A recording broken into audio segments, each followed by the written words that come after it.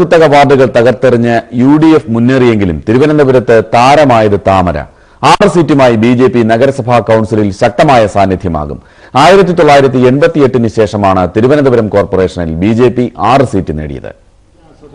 Vote കച്ചവടക്കാരെന്ന ദുഷ്പേര് മാറ്റാൻ ഇത്തവണ കഠിന പരിശ്രമത്തിലായിരുന്നു BJP. സ്ഥാനാർത്ഥി നിർണയം മുതൽ തുടങ്ങിയ പ്രവർത്തനത്തിന്റെ സഫലമായ പരിസമാപ്തിയായാണ് പാർട്ടി നേതൃത്വം ഈ പ്രകടനത്തെ വിലയിരുത്തുന്നത്. കോർപ്പറേഷനിലെ നഷ്ടപ്രതാപം തിരിച്ചുപിടിക്കാൻ പഴയ പടക്കുതിര P. അശോക് കുമാർ ഉൾപ്പെടെയുള്ളവരെ പാർട്ടി സ്ഥാനാർത്ഥിയാക്കി. കുര്യാത്തിയും പാൽക്കുളങ്ങരയും ശ്രീകണ്ഠേശ്വരവും പൊന്നുമംഗലവും BJP ഉറപ്പിച്ച സീറ്റുകളായിരുന്നു. നെട്ടയത്ത് ശക്തനായ ഇടതുമുന്നണി സ്ഥാനാർത്ഥിയും ജില്ലയിലെ പ്രമുഖ CPM നേതാവുമായ KC വിക്രമനെയാണ് BJP തറപറ്റിച്ചത്. ജഗതി വാർഡ് പാർട്ടി നേതൃത്വം പോലും പ്രതീക്ഷിച്ചതായിരുന്നില്ല. ഇത് ജനങ്ങളെ സേവിക്കാനുള്ള ആദ്യത്തെ ഒരു പടിയായിട്ട് ഞാൻ കാണും. ഇത് യാതൊരു അഹങ്കാരവുമില്ലാതെ അടുത്ത 5 വർഷം ഈ വാർഡിലെ പാവപ്പെട്ടവരെ ഏതൊക്കെ രീതിയിൽ സഹായിക്കാനുള്ള അവസരങ്ങൾ കിട്ടുമോ അത് പരമാവധി ഉപയോഗിച്ച് അവരുടെ സേവകനായിട്ട് ഞാൻ മാറും. അടുത്ത അസംബ്ലി തെരഞ്ഞെടുപ്പിൽ ഞങ്ങൾ തീർച്ചയായിട്ടും ഞങ്ങളുടെ അക്കൗണ്ട് തുറക്കും. അതാണ് ഈ തെരഞ്ഞെടുപ്പ് കാണിക്കുന്നത്. വലിയവിളയും വെങ്ങാനൂരും നേരിയ വ്യത്യാസത്തിനാണ് BJP 2ാം സ്ഥാനത്തായി പോയത്.